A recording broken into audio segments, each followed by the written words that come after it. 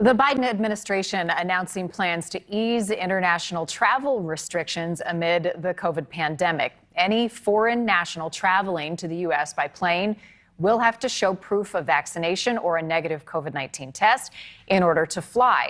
Now airlines must prepare for the new rules expected to go into effect starting in November. We want to check in with travel journalist Peter Greenberg for his take on the updated COVID regulations and really reopening the borders. So Peter, these restrictions come during what you know is a already busy travel time. How will the U.S. reopening the borders air-wise impact the holiday travel season?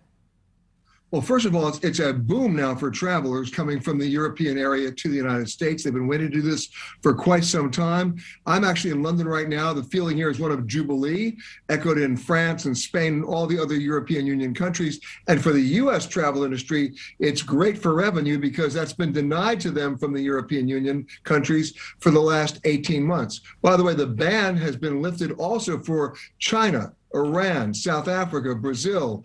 So it's a really widespread decision that's going to have a lasting impact on the economy. It will also have an impact, by the way, on airfares. Up until recently, round-trip airfares to Europe from the U.S. were as low as $340.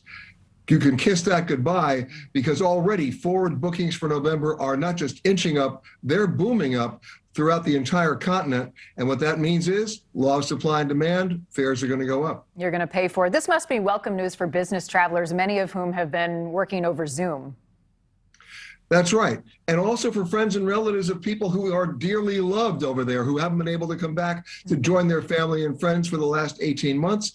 This is an open door now for them to do it starting in November, and that's when it's going to kick in. Now, there hasn't been a date set yet, not a specific date. The Biden administration is saying early in November. Keep in mind that those who do come, who can show proof of vaccination, will also have to submit to a test within 3 days of their arrival and show a negative COVID test. Of course, we have to do that as U.S. travelers coming home. I'm flying back tomorrow. I had to show a negative COVID-19 test, have one, and show it at the gate tomorrow before I'll be allowed to board my flight home. So, Peter, for those of us who don't travel as often as you, who's in charge of policing this, the negative test and also the proof of vaccination?